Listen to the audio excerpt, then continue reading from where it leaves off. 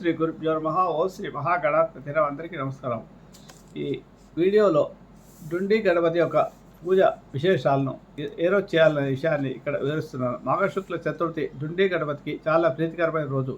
ఈ సంవత్సరము ఈ మాఘ శుక్ల చతుర్థి 13 ఫిబ్రవరి 2024 రోజు వచ్చింది. శోభకృత నామ సంవత్సరం మాఘమాసము. ఈరోజు శిష్య ఋతువు అవుతుంది.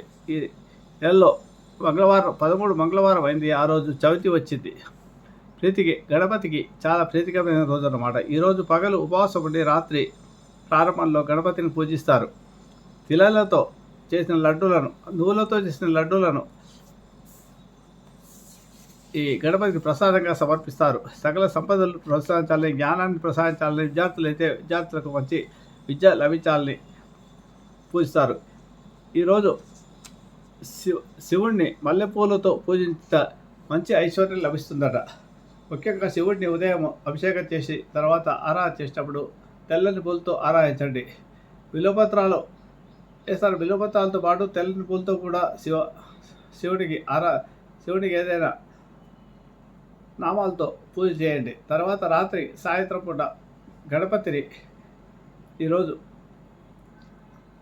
గరికతో కానీ, మంగళవారం కాబట్టి ఎర్రటి పూలతో కానీ పూజించండి. తర్వాత ఈ గణపతికి మీరు నువ్వులతో చేసిన లడ్డూలను, నువ్వులు బెల్లంతో చేసిన లడ్డూలను మీరు ప్రసాదంగా సమర్పించి ఎవరికైనా పిల్లలకు కానీ చుట్టుముట్టు వాళ్ళకి కానీ పంచిపెట్టండి.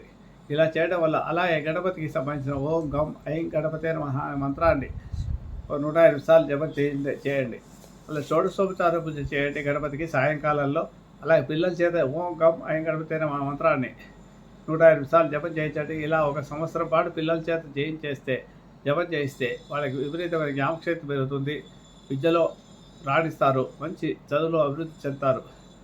మీరు దీన్ని ప్రయత్నించి చూడండి, తప్పకుండా మీకు ఫలితాలు వస్తుంది. ఈ డుండి గణపతి రోజు కనుక ఈ గణపతి మంత్రాన్ని ప్రారంభం చేయిస్తే తప్పకుండా పిల్లల్లో మంచి జ్ఞానం పెరుగుతుంది, క్రమశిక్షణ పెరుగుతుంది, వృద్ధిలోకి వస్తారు, జ్ఞాపకశక్తి కూడా బాగా అభివృద్ధి చెందుతుంది.